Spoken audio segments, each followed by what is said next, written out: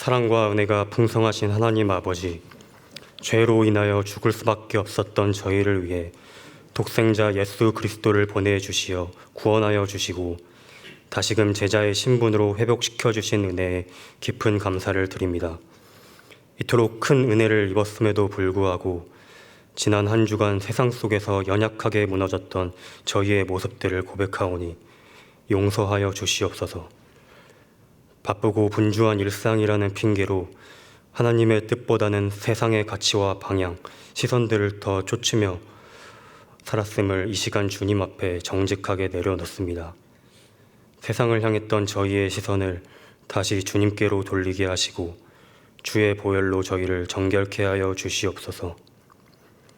주님, 지금 이 시대는 너무나 소란스럽고 어지럽습니다. 기술과 문명은 날이 갈수록 발전해 가지만 사람들의 마음은 더없이 황폐하여지고 깊은 갈등과 혼란 속으로 빠져들고 있습니다. 주님께서 우리에게 가르쳐 주신 참된 사랑과 평화는 점차 찾아보기 힘들어지고 시기와 혐오가 가득한 세상의 거센 파도 앞에 저희 역시 매 순간 흔들리고 있음을 고백합니다. 이런 우리를 불쌍히 여겨 주시옵소서. 이 거칠고 어지러운 세상 속에서 이곳에 모인 우리가 먼저 주님의 참된 사랑을 피워낼 수 있는 한 사람 한 사람이 되게 하여 주시옵소서. 특별히 2026년 올해 우리 교회에 주신 내 신을 벗으라 하신 말씀을 다시 마음에 새깁니다. 세상 속에서 우리도 모르게 신고 있었던 욕망과 교만의 신, 염려와 불신의 신을 이제는 과감히 벗어버리게 하여 주시옵소서. 오직 주님께서 친히 예배하여 입혀주시는 거룩과 순종의 신을 신고 세상으로 당당히 나아가게 하여 주시옵소서. 이제 주님의 세미한 음성에 귀를 기울입니다. 귀한 말씀을 전해주실 정환조 목사님께 성령의 능력과 지혜를 더하여 주시옵시고 선포되는 말씀을 통하여 저희의 귀와 마음이 열리게 하시어 이 말씀 붙들고 이번 한 주간도 영적 전쟁터와 같은 세상 속에서 넉넉히 승리하는 삶을 살아가게 하여 주시옵소서. 주님, 교회를 위해 보이지 않는 곳에서 항상 묵묵히 헌신하시는 봉사의 손길들을 기억하여 주시기를 원합니다. 그들의 아름다운 수고 위에 주님의 크신 위로와 하늘의 복을 더하여 주시옵시고 온맘 다해 찬양으로 주님께 영광 돌리는 온더일 찬양팀과 마이로드 성가대의 고백을 기쁘게 받아 주시옵소서. 입술로 모아드리는 이 찬양이 우리 모두의 살아있는 고백이 되길 원합니다. 오늘의 예배를 주님 홀로 영광 받아 주시고 예배가 마치는 시간까지 성령께서 친히 임재하시고 주관하셔서 이 은혜의 자리가 우리 모두가 매일의 삶 속에서 주님께 더욱 가까이 나아가는 복된 시간이 되길 간절히 소망하며 우리를 사랑하사 끝까지 사랑하시는 살아계신 예수 그리스도의 이름으로 기도드립니다. 아멘. 오늘 우리에게 주시는 하나님 말씀은 에베소서 6장 5절에서 9절입니다. 종들아 두려워하고 떨며 성실한 마음으로 육체의 상전에게 순종하기를 그리스도께 하듯 하라. 눈가림만 하여 사람을 기쁘게 하는 자처럼 하지 말고 그리스도의 종들처럼 마음으로 하나님의 뜻을 행하고 기쁜 마음으로 섬기기를 주께 하듯 하고 사람들에게 하듯 하지 말라. 이는 각 사람이 무슨 선을 행하든지 종이나 자유인이나 주께로부터 그대로 받은 줄을 알미라. 상전들아 너희도 그들에게 이와 같이 하고 위협을 그치라. 이는 그들과 너희의 상전이 하늘에 계시고 그에게는 사람을 외모로 취하는 일이 없는 줄 너희가 알미라. 아멘. 이스라엘 자손이 출애굽한 후 약 2년이 지났을 때 그들은 바란 광야의 가데스 바네아에 있었습니다. 바란 광야는 애굽 시나이 반도 중북부에 위치한 사막 지역이고 가데스 바네아는 그 사막의 오아시스 지역이자 지금의 이스라엘과 이집트의 국경 부근입니다. 하나님께서는 거기서 모세에게 너는 사람들을 보내어 내가 이스라엘 자손에게 준 가나안 땅을 탐지하게 하여라. 각 지파 가운데서 지도자를 한 명씩 보내어라 라고 말씀하셨습니다. 그래서 모세는 이스라엘 12지파에서 각각 한 명씩 12명을 뽑았습니다. 그 12명 중에 우리에게 익숙한 두 사람은 호세아, 즉 여호수아와 갈렙입니다. 12명의 정탐꾼은 40일 동안 가나안 땅을 찬찬히 돌아보고 왔습니다. 정탐꾼들은 가나안 땅이 얼마나 비옥한지를 확인시켜 주기 위해서 에스골 골짜기에서 석류와 무화과, 포도 등을 갖고 왔습니다. 특히 포도 송이를 두 사람이 막대에 꿰어서 메고 왔습니다. 우리나라 포도 한 송이가 참외 2개 크기의 정도라면 제가 유럽에서 본 포도 송이는 큰 수박 크기였습니다. 그런 수박 크기의 포도 송이가 서너 개가 달린 것을 두 사람이 메고 왔을 것입니다. 그들이 포도를 갖고 온 에스골이 포도송이라는 뜻입니다. 그런데 12명의 정탐꾼 중에서 여호수아와 갈렙을 제외한 10명의 보고가 이러하였습니다. 민수기 13장 31절에서 33절입니다. 그와 함께 올라갔던 사람들은 이르되 우리는 능히 올라가서 그 백성을 치지 못하리라. 그들은 우리보다 강하니라 하고 이스라엘 자손 앞에서 그 정탐한 땅을 악평하여 이르되 우리가 두루 다니며 정탐한 땅은 그 거주민을 삼키는 땅이요 거기서 본 모든 백성은 신장이 장대한 자들이며 거기서 네피림의 후손인 아낙 자손의 거인들을 보았나니 우리는 스스로 보기에도 메뚜기 같으니 그들이 보기에도 그와 같았을 것이니라. 정탐한 가나안이 하나님께서 예비하신 젖과 꿀이 흐르는 땅이라는 것은 정탐꾼들의 공통된 의견이었습니다. 그런데 10명의 정탐꾼은 자신들이 정탐한 땅은 좋지 못하다고 악평했습니다. 그들은 그곳이 거주민을 삼키는 땅, 즉 자신들이 그곳에 들어가 살려다가 도리어 잡아먹히는 땅이라고 했고 그곳에 사는 사람들은 신장이 장대 같은 사람들, 즉 거인족이라고 했습니다. 그래서 그들 스스로가 보기에도 자신들은 그저 메뚜기처럼 여겨졌는데 아마 그들도 자신들을 그렇게 보았을 것이라고 했습니다. 그 보고를 들은 이스라엘 자손은 소리를 높여 부르짖으며 밤새도록 통곡했습니다. 그리고 차라리 우리가 애굽 땅에서 죽었더라면 더 좋았을 것이다. 아니면 차라리 우리가 이 광야에서 죽었더라면 더 좋았을 것이다 라며 원망했습니다. 급기야 한 지휘관을 세우고 애굽으로 돌아가자라고 주장하기까지 했습니다. 그때 12명의 정탐꾼 중에 2명 여호수아와 갈렙이 이렇게 말했습니다. 민수기 14장 6절에서 9절 상반절입니다. 그 땅을 탐지한 자 중 눈의 아들 여호수아와 여분네의 아들 갈렙이 자기들의 옷을 찢고 이스라엘 자손의 온 회중에게 말하여 이르되 우리가 두루 다니며 정탐한 땅은 심히 아름다운 땅이라 여호와께서 우리를 기뻐하시면 우리를 그 땅으로 인도하여 들이시고 그 땅을 우리에게 주시리라. 이는 과연 젖과 꿀이 흐르는 땅이니라. 다만 여호와를 거역하지 말라. 또 그 땅 백성을 두려워하지 말라. 그들은 우리의 먹이라. 그들의 보호자는 그들에게서 떠났고 여호와는 우리와 함께 하시느니라. 여호수아와 갈렙이 보기에도 가나안은 젖과 꿀이 흐르는 땅이었습니다. 젖과 꿀이 흐르는 땅은 구약 성경에 빈번하게 등장합니다. 그것은 가나안 땅에는 양과 염소의 젖과 벌꿀이 굉장히 많다는 의미이겠습니까? 성경에서 꿀이 실제의 벌꿀을 뜻하는 경우는 몇 번 되지 않습니다. 구약 시대의 이스라엘 자손에게 꿀은 종려나무의 열매인 대추야자의 당분을 농축시킨 것입니다.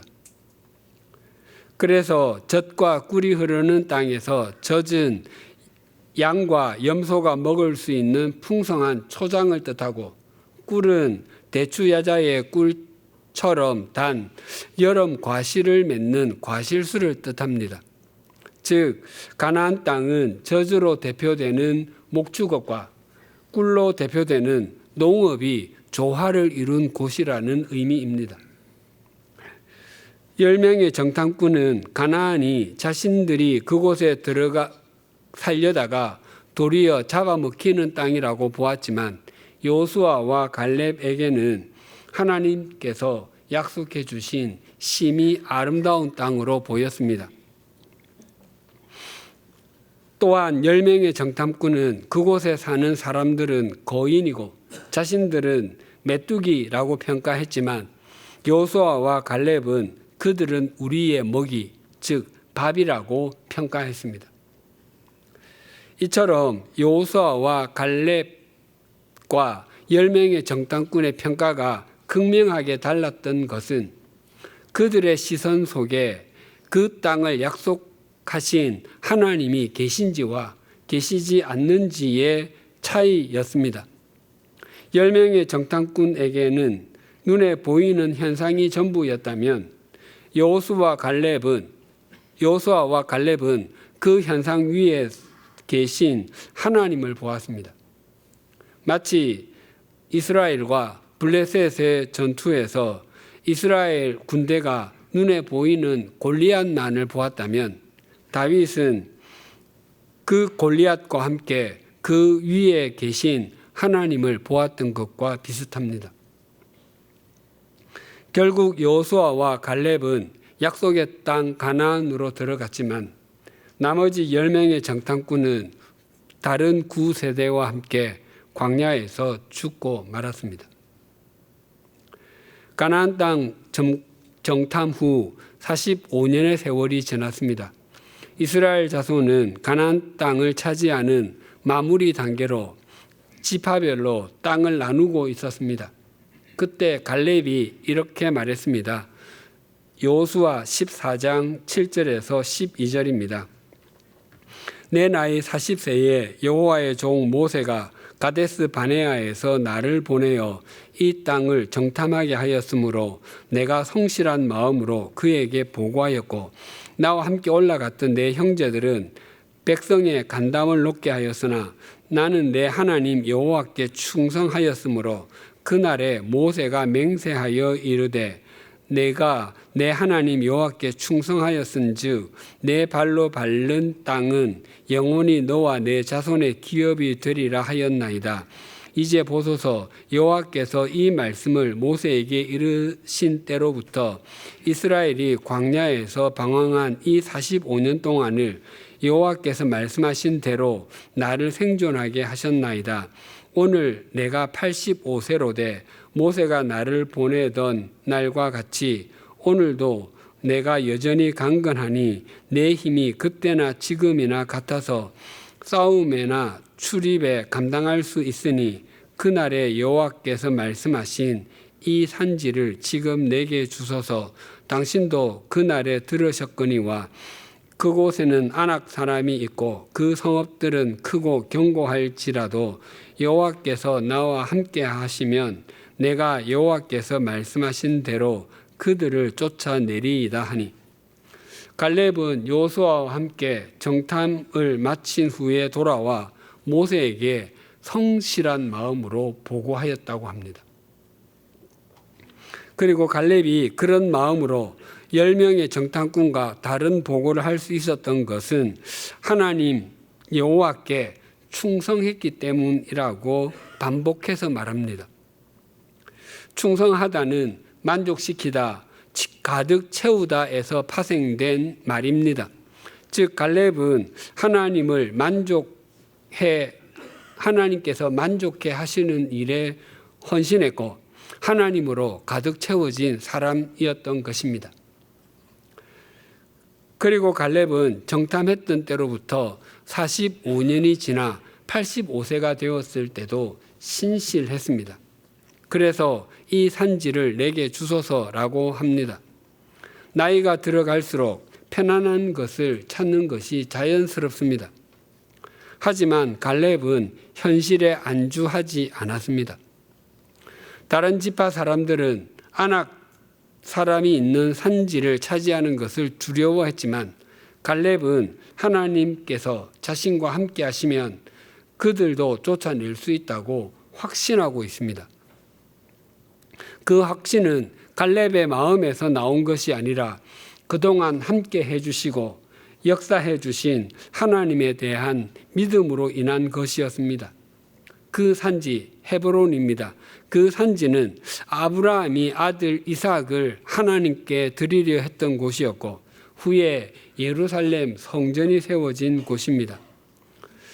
표면적으로 보기에 헤브론은 참 척박한 땅이었지만 실제로는 이스라엘에서 가장 중요한 땅이었던 것입니다. 갈렙이 하나님께 충성하였기 때문에 모세에게 성실한 마음으로 보고했던 것처럼 오늘 본문은 우리도 주님께 충성해야 하는 사람들이기 때문에 육신의 주인에게 성실한 마음으로 대해야 한다고 말씀하십니다. 우리가 그리스도인으로서 이 세상을 살아갈 때 마음에 꼭 새기고 있어야 할 말씀은 에베소서 5장 18절입니다. 술 취하지 말라. 이는 방탕한 것이니 오직 성령으로 충만함을 받으라.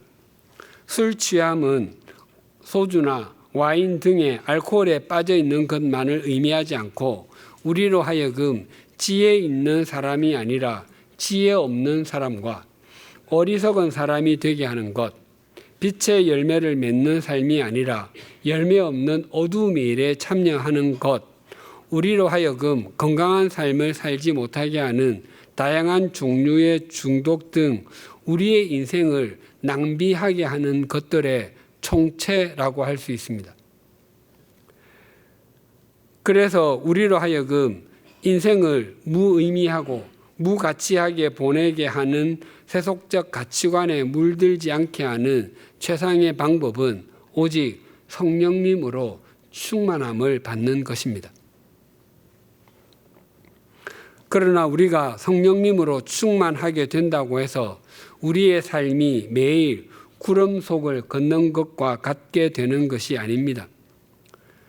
또한 눈을 감으면 떠듬떠듬 입 밖으로 흘러나오던 기도가 갑자기 청산유수처럼 줄줄 나오게 되는 것도 아닙니다. 그렇다고 방언이나 병을 고치는 것과 같은 이전에 없었던 성령의 외적 은사가 임하게 되는 것도 아닙니다.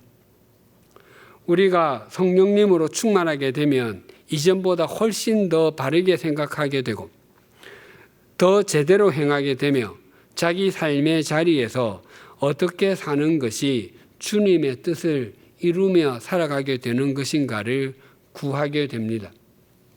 그 삶의 자리에 제1순위, 제2순위가 바로 우리 각자의 가정과 일터입니다.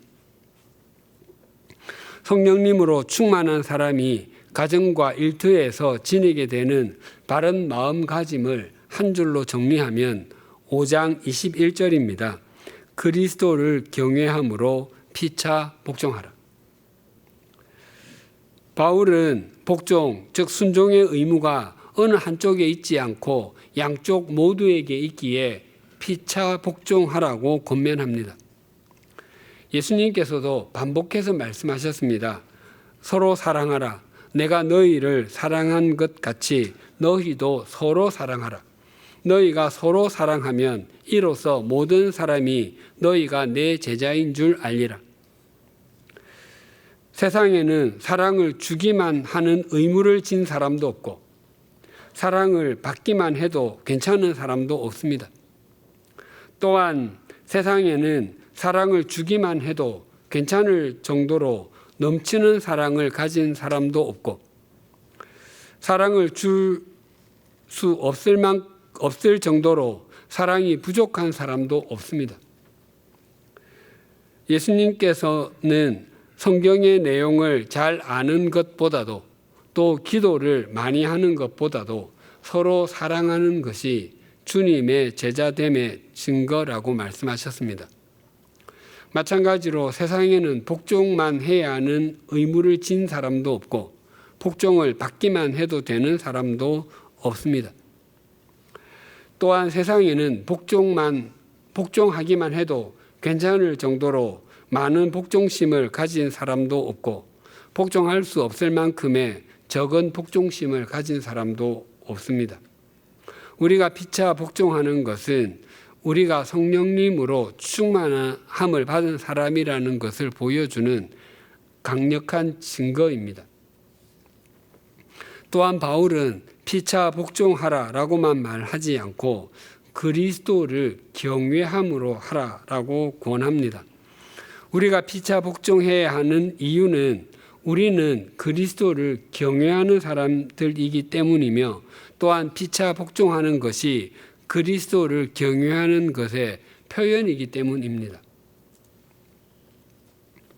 그리스도를 경외함은 우리가 그리스도인으로 살아가는데 근간이라고 할 수 있습니다. 우리가 피차 복종하는 것은 약하고 비굴하기 때문이 아닙니다. 또 억울함을 당하거나 억눌림을 당하거나 강제적이기 때문도 아닙니다. 그렇다고 무엇인가를 얻어내기 위함은 더더욱 아닙니다. 그리스도를 경외하기 때문입니다. 이것은 뒤에 나오는 가정생활과 사회생활에 대한 권면에도 동일하게 적용이 됩니다. 5장 22절입니다. 아내들이여 자기 남편에게 복종하기를 주께 하듯 하라. 5장 25절입니다. 남편들아 아내 사랑하기를 그리스도께서 교회를 사랑하시고 그 교회를 위하여 자신을 주신 같이 하라. 6장 1절입니다. 자녀들아 주 안에서 너희 부모에게 순종하라. 이것이 옳으니라. 6장 4절입니다. 또 아비들아 너희 자녀를 노엽게 하지 말고 오직 주의 교훈과 훈계로 양육하라. 6장 5절입니다. 종들아 두려워하고 떨며 성실한 마음으로 육체의 상전에게 순종하기를 그리스도께 하듯 하라. 6장 9절입니다. 상전들아 너희도 그들에게 이와 같이 하고 위협을 그치라. 이는 그들과 너희의 상전이 하늘에 계시고 그에게는 사람을 외모로 취하는 일이 없는 줄 너희가 알미라. 이 구절들이 그리스도를 경외함으로 피차 복종하라와 비슷한 의미입니다. 우리의 삶은 예수 그리스도 우리 주님과의 관계성에서 나옵니다. 우리가 피차 복종하는 것은 그것이 단지 윤리적이기 때문이 아니라 우리가 그리스도를 경외하기 때문입니다. 즉 우리는 예수 그리스도를 통해서 구원을 받게 된 것을 믿을 뿐만 아니라 우리 삶의 모든 영역이 주님의 다스림을 받아야 한다는 것을 믿기 때문입니다. 본문 5절에 이렇게 증가합니다. 종들아 두려워하고 떨며 성실한 마음으로 육체의 상전에게 순종하기를 그리스도께 하듯 하라. 오늘 본문인 5절에서 9절은 종과 상전의 관계입니다. 당시 로마 제국에서 종, 즉 노예는 법적으로는 주인의 재산으로 간주하여 인격적인 권리를 갖지 못했습니다. 하지만 종들이 신분적으로는 사회의 최하층이었지만 경제 및 사회 전반에서 핵심적인 노동력을 담당했습니다. 농업, 광업, 행정, 의료 등의 일을 보았고 심지어 일부는 왕실에서 일하기도 했습니다. 왕실에서 일하는 종은 황제의 편지를 대신 써주기도 하고 재정 관리를 대신해 주기도 하며 황제의 친구 역할을 하는 종도 있었습니다. 그리고 많은 재산을 획득한 종이 해방되어 자유민이 되는 경우도 꽤 많이 있었습니다. 갈라디아서 3장 24절입니다. 이같이 율법이 우리를 그리스도께로 인도하는 초등교사가 되어 우리로 하여금 믿음으로 말미암아 의롭다함을 얻게 하려 함이라. 초등교사는 문자적으로 개인교사, 아이를 가르치고 지도하는 사람이라는 의미입니다. 당시 유대인들은 자기가 부리는 종 중에 똑똑한 사람을 골라서 자기 자녀가 14살에서 16살 정도가 되어 바른 판단을 할 수 있을 때까지 양육하는 사람을 세우곤 했습니다. 그들이 초등교사였습니다. 그들의 신분은 종에 불과했지만 주인의 자녀를 바르게 가르치기 위해서 회초리질도 할 수 있었습니다. 그리고 주인의 자녀가 25살이 될 때까지 재산을 관리해 주는 종을 청지기라고 했습니다. 이처럼 종은 신분은 낮았지만 사회를 유지하는 근간이었습니다. 또 예수님께서 이 땅에 계실 때 그때를 시대적 배경으로 하는 영화 중에 하나가 벤허입니다. 유다 벤허는 예루살렘 대부호의 아들이었고 로마 사람 메살라는 전 유대 총독의 아들이었으며 14살 때까지 벤허의 절친이었습니다. 하지만 후에 로마 군대의 호민관, 즉 천부장이 된 메살라는 친구 벤허가 자신의 요구에 응하지 않는다는 이유로 그를 갤리선, 즉 노예선을 타는 노예로 전락시키고 말았습니다. 벤허는 자신이 탄 갤리선이 해적선과 부딪혀 그 배의 최고 지휘관인 아리우스 집정관, 즉 제독이 바다에 떨어졌을 때 위험을 무릅쓰고 그를 구조해 주었습니다. 또 아리우스 집정관이 자신의 군대가 대패한 줄 알고 자결하려고 했지만 벤허가 또 막아 주었습니다. 2년이 지난 후에 아리우스 집정관은 벤허를 노예에서 해방하게 한 다음 자기 양자로 삼았습니다. 그때 사람들은 열정적으로 박수를 치며 환호성을 질렀습니다. 그 누구도 벤허를 향해 근본도 없는 것이라고 말하지 않았고 흘겨보거나 째려보는 사람은 아무도 없었습니다. 벤허는 명실상부한 아리우스 가문의 가족이 되었을 뿐만 아니라 아리우스의 모든 것을 물려받는 상속자가 되었기 때문입니다. 이처럼 당시 노예의 신분이었다가 주인의 양자가 되어 주인의 모든 것을 물려받는 일이 종종 있었습니다. 그래서 오늘 본문의 종은 오늘날에는 노예로 보기보다는 고용된 사람, 직장인으로 보는 것이 더 적절해 보입니다. 5절을 다시 봉독하겠습니다. 종들아 두려워하고 떨며 성실한 마음으로 육체의 상전에게 순종하기를 그리스도께 하듯 하라. 종, 고용되어 일하는 사람이 가져야 하는 바른 태도는 성실한 마음이라고 합니다. 성실한이라는 이 단어는 다른 신약 성경에서는 풍성한, 진실한 등으로 번역되는데 그 문자적인 의미는 나뉘지 않은입니다. 갈렙은 정탐꾼으로 떠날 때는 물론 그 이후에도 한결같이 하나님을 향해 성실한 마음, 즉 나뉘지 않은 마음을 갖고 있었습니다. 바울이 에베소 교회 사람들에게 만약 당신들이 누군가를 섬겨야 하는 위치에 있다면 존중하는 마음과 나뉘지 않는 마음으로 순종하십시오. 마치 그리스도께 하듯이 하십시오라고 권면합니다. 그것은 육체의 상전을 주님과 동급으로 여기라는 의미가 아닙니다. 종들이 육체의 상전에게 순종하는 것은 육체의 상전이 목표가 아니라 그리스도가 목표입니다. 즉 저 종이 역할을 하는 사람이 자기 육체의 상전에게 순종하는 것을 보니 저 사람은 틀림없이 주님을 경외할 뿐만 아니라 성실한 마음으로 주님께도 순종하는 사람이다라고 하는 것이 드러난다는 의미입니다.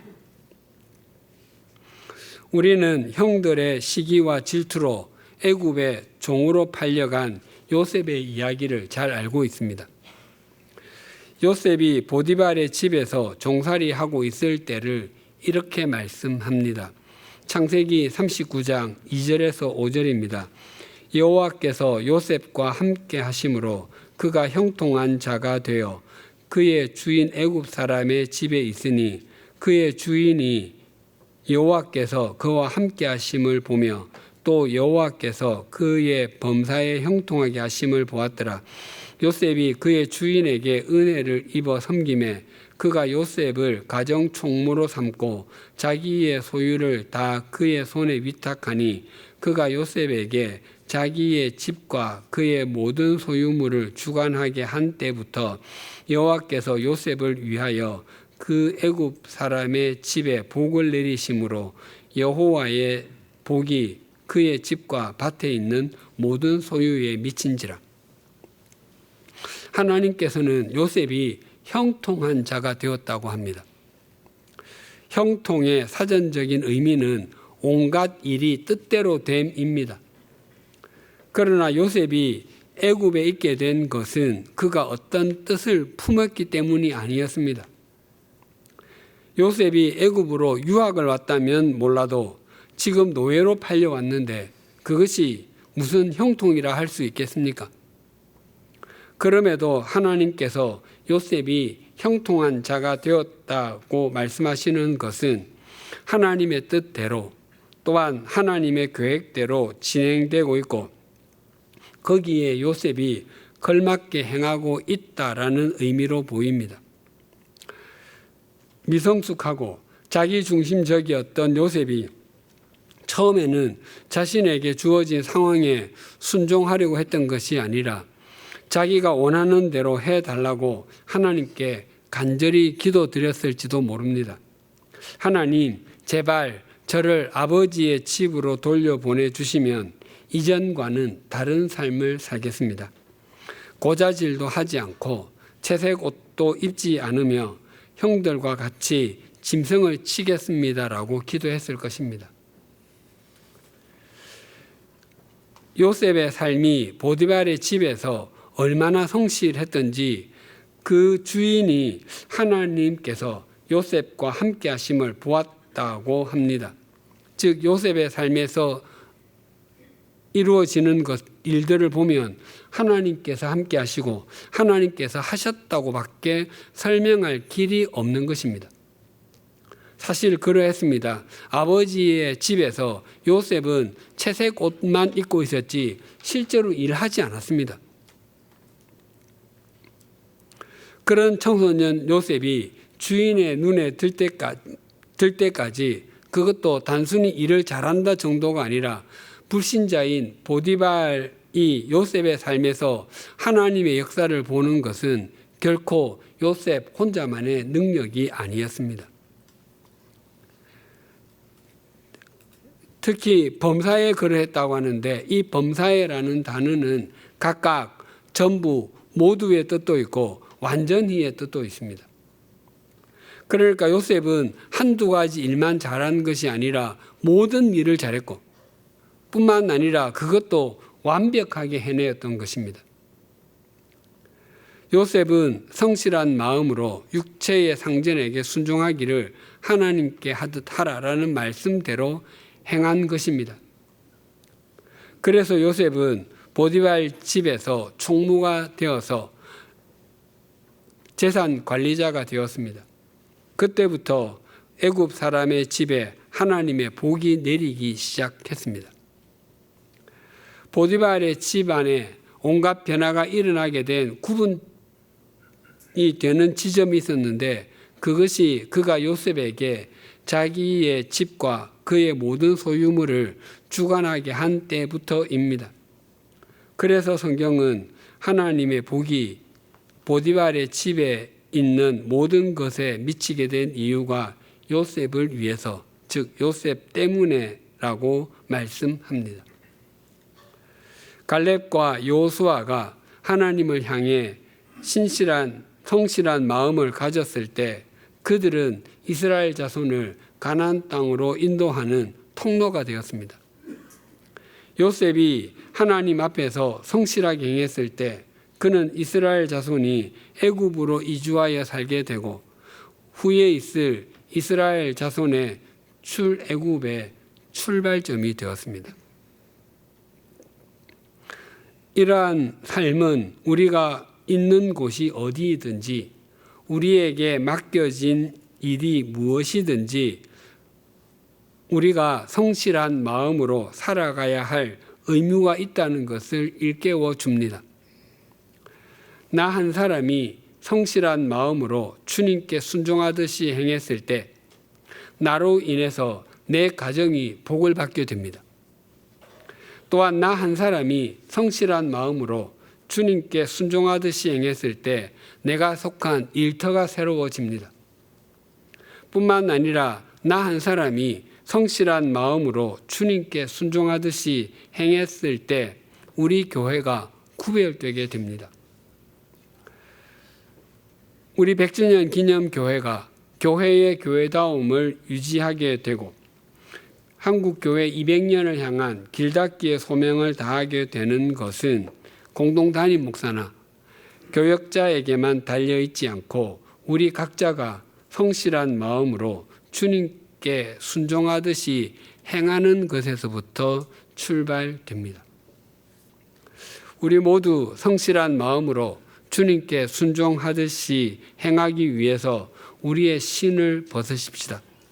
우리가 세속적 가치관의 신과 욕망의 신을 벗는 사람이 될 때 우리가 어디에 있든 우리에게 맡겨진 일이 무엇이든 우리는 형통한 사람이 되고 복의 통로가 됩니다. 우리 모두가 진정으로 그런 그리스도인이 되기를 소망하고 축복합니다. 기도하시겠습니다. 하나님 아버지, 갈렙이 성실한 마음으로 하나님을 향하여 충성되이 행했을 때 온 이스라엘 자손이 하나님께서 약속하신 가나안 땅으로 들어갈 수 있었습니다. 우리에게 맡겨진 일이 무엇이든 성실한 마음으로 행하게 하여 주시옵소서.